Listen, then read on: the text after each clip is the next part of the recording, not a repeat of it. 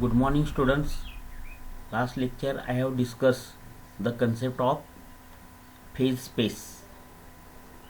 So we know that phase space, that is combination of three position and three momentum coordinate, is called as phase space. तर last लेक्चरला आपण phase space discuss केलं होतं. तर phase space म्हणजे काय, तीन momentum coordinates आणि तीन पोझिशन कोऑर्डिनेट यांचं जे कॉम्बिनेशन असतं तर त्याला आपण काय म्हणतो, phase space. Combination of three position and three momentum coordinates is called as phase space. मग फेज स्पेससाठी आपण काय केलं होतं, तर phase space, for understanding the concept of phase space, the phase space is divided into 6-dimensional cells whose sides are dx, dy, dz, dpx, dpy, dpz. हा phase space आपण 6-dimensional सेलमध्ये divide केला होता आणि त्या सेलच्या साइड्स काय होत्या, तर dx, dy, dz, dpx, dpy आणि dpz. ह्यांचा जर प्रॉडक्ट घेतला, गुणाकार घेतला, तर dx into dpx greater than equal to h cross, तसंच dy into dpy greater than equal to h cross आणि dz into dpz greater than equal to h cross. तर dx into dpx h cross, dy into dpy h cross आणि dz into dpz h cross. Total product किती झाला, h cross into h cross into h cross, that is h cross cube.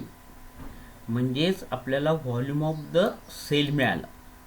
तर dx, dy, dz, dpx, dpy, dpz ह्यांचा product, यांचा गुणाकार म्हणजे h cross cube. What is h cross cube? h cross equal to h upon 2 तर h आपल्याला माहिती आहे Planck's constant, standard constant from the physical constant. h हा Planck's constant असतो. आपल्या फिजिकल कॉन्स्टंटपैकी एक स्टँडर्ड कॉन्स्टंट आहे h प्लँक्स कॉन्स्टंट. त्यानंतर आज आपल्याला मायक्रोस्टेट्स ही कन्सेप्ट बघायची आहे.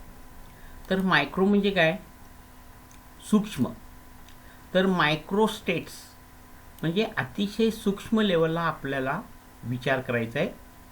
We are considering the thing at a smallest level. Micro म्हणजे एखाद्या गोष्टीचा सूक्ष्म विचार करणे म्हणजे मायक्रोस्टेट्स. थोडक्यात स्टॅटिस्टिक्समध्ये जी प्रोबॅबिलिटी असते तर त्याला आपण काय म्हणतो, मायक्रोस्टेट्स. मग मायक्रोस्टेट्स कसं डिफाईन केलं जातं, तर microstates can be defined by specifying position of phase points for each and every molecule. तर मायक्रोस्टेट हे प्रत्येक मॉलिक्यूलची पोझिशन, प्रत्येक मॉलिक्यूलची पोझिशन सांगून मायक्रोस्टेट डिफाईन केलं जातं. तर मायक्रोस्टेटच्या कन्सेप्टसाठी एक आपण असेंब्ली कन्सिडर केली. त्यामध्ये गॅसचे नंबर ऑफ गॅस मॉलिक्यूल्स आहेत. म्हणजे we are considering an assembly which consist of large number of gas molecule आणि प्रत्येक मॉलिक्यूल हा फेज स्पेसमधला पॉईंट हा आपण कन्सिडर केला. The molecule can be represented by the point in a phase space. त्यानंतर आत्ताच आपण डेफिनेशन बघितली. तर मायक्रोस्टेट्स म्हणजे position of phase points for each and every molecule. म्हणजे मायक्रोस्टेट डिफाईन करणे म्हणजे काय, प्रत्येक मॉलिक्यूल, कोणता मॉलिक्यूल कोणत्या फेज स्पेसमध्ये आहे हे सांगणे म्हणजे मायक्रोस्टेट्स. तर इथं एक एक्झाम्पल घेतलेलं आहे बघा. सेलमध्ये 3 मॉलिक्यूल आहेत AEF. तर त्याला सेल नंबर 1 म्हटलं. सेल नंबर 1 मध्ये 3 मॉलिक्यूल आहेत. सेल नंबर 2 मध्ये 2 मॉलिक्यूल आहेत, बी आणि सी. सेल नंबर 3 मध्ये एकच मॉलिक्यूल आहे, आय मॉलिक्यूल. आणि सेल नंबर फोर्थ सेलमध्ये 2 मॉलिक्यूल्स आहेत, जे आणि एम. आता मायक्रोस्टेट्स म्हणजे काय, कोणत्या सेलमध्ये कोणकोणते मॉलिक्यूल्स आहेत हे एक्सप्लेन करणे म्हणजे मायक्रोस्टेट्स. तर फॉर एक्झाम्पल एफ हे मॉलिक्यूल फर्स्ट सेलमध्ये आहेत, बी आणि सी हे 2 मॉलिक्यूल सेकंड सेलमध्ये आहेत, आय मॉलिक्यूल थर्ड सेलमध्ये आहे, जे आणि एम हे 2 मॉलिक्यूल्स हे फोर्थ सेलमध्ये आहे. तर मायक्रोस्टेट्स म्हणजे काय, कोणत्या सेलमध्ये कोणते मॉलिक्यूल्स आहेत हे एक्सप्लेन करणे, हे स्पष्ट करणे, हे सांगणे म्हणजे मायक्रोस्टेट्स.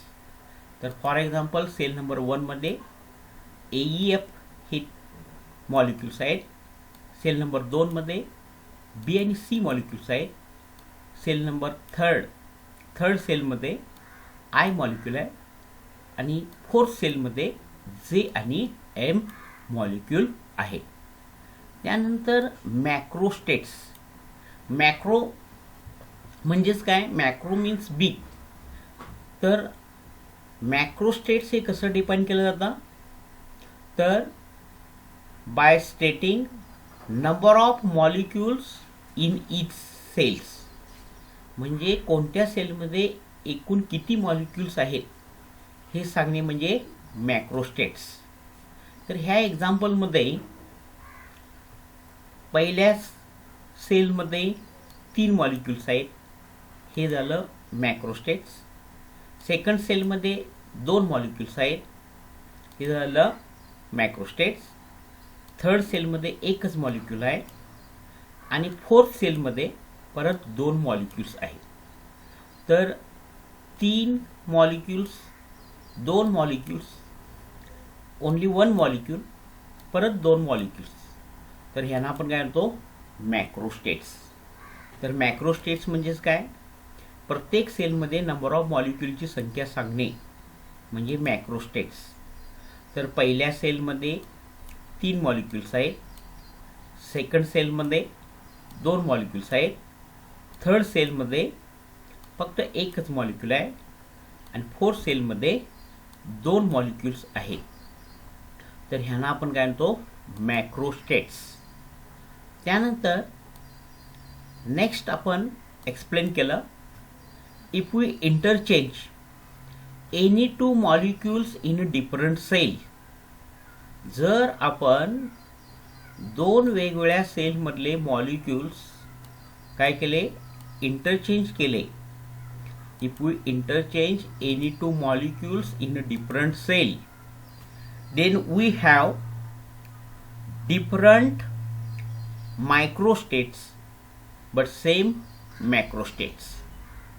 जर आपण 2 वेगवेगळ्या सेलमधील मॉलिक्यूल्स इंटरचेंज केले, फॉर एक्झाम्पल बघा, इथं आपण काय केलं, सेल एफ मधील मॉलिक्यूलची पोझिशन चेंज केली, FE. Molecule cell B C मधील मॉलिक्यूलची पोझिशन इंटरचेंज केली, सीबी. आणि जे एम ह्या मॉलिक्यूलची पोझिशन इंटरचेंज केली. तर इथं आपल्याला काय सांगता येईल, सेल एफ मध्ये आणि थर्ड सेलमधील I molecule, if we interchange any 2 molecule in a different cell, first cell आणि थर्ड सेलमधील मॉलिक्यूलची इंटरचेंज केली. आय मॉलिक्यूल हा फर्स्ट सेलमध्ये आणला, आणि ई मॉलिक्यूल हा थर्ड सेलमध्ये आणला. तर काय होणार आहे बघा, तर आपल्याला वेगवेगळे मायक्रोस्टेट्स मिळतील, परंतु सेम मॅक्रोस्टेट मिळतील. तर मगाशी सांगितलं, मायक्रोस्टेट्स म्हणजे काय, कोणकोणते मॉलिक्यूल कोणत्या सेलमध्ये आहेत, तर हे सांगणे म्हणजे मायक्रोस्टेट्स. आता आपण मॉलिक्यूल्स इंटरचेंज केले, त्यामुळे काय झालं, एआयएफ हे मॉलिक्यूल सेल नंबर 1 आहे, म्हणजे त्याचा मायक्रोस्टेट हा चेंज झाला. आणि ई मॉलिक्यूल हा थर्ड सेलमध्ये आहे, म्हणजे त्याचा मायक्रोस्टेट हा चेंज झाला. परंतु नंबर ऑफ मॉलिक्यूलची संख्या चेंज झाली का? तर नाही. तर नंबर ऑफ मॉलिक्यूलची संख्या तीच आहे, 3 आणि इथं 1.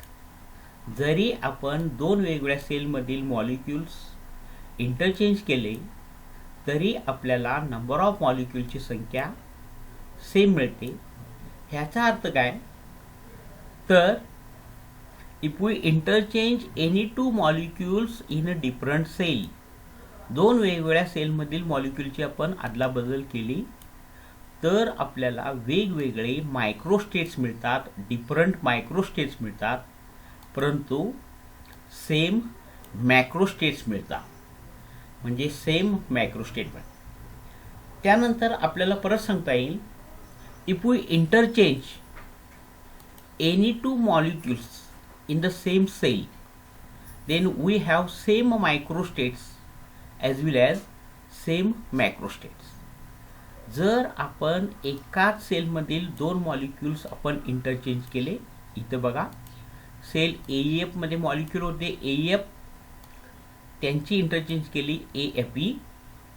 सेल BC मध्ये मॉलिक्यूल होते BNC, त्यांची इंटरचेंज अदलाबदल केली CB. सेल I मध्ये मॉलिक्यूल, सेल थर्ड मध्ये I मॉलिक्यूल होता, त्याचं इंटरचेंज केलं E मॉलिक्यूल. फोर्थ सेल मध्ये JM मॉलिक्यूल होते, त्यांचं इंटरचेंज केलं MJ. तर आपल्याला सेम मायक्रोस्टेट्स मिळतात, म्हणजे AFE हे मॉलिक्यूल सेल नंबर 1 मध्ये आहे, B आणि C मॉलिक्यूल परत सेल नंबर 2 मध्ये आहे, सेल नंबर 3 मध्ये E मॉलिक्यूल आहे आणि फोर्थ सेलमध्ये MJ मॉलिक्यूल आहे. जर दोन मॉलिक्यूल आपण वेगवेगळ्या एकाच सेलमधील इंटरचेंज केले तर आपल्याला सेम काय मिळतात? मायक्रोस्टेट मिळतात आणि सेम मॅक्रोस्टेट देखील मिळतात. तर बघा इथं पण 3 मॉलिक्यूल्स आहेत, इथं पण 3, म्हणजे काय झाले? मॅक्रोस्टेट 3, इथं पण 2 आहेत, इथं पण 2 आहेत, म्हणजे मॅक्रोस्टेट 2, इथं 1, इथं 1, म्हणजे मॅक्रोस्टेट 1, आणि इथं पण 2 मॉलिक्यूल आहेत, इथं पण 2 मॉलिक्यूल आहेत, म्हणजे मॅक्रोस्टेटची संख्या ही सेम आहे.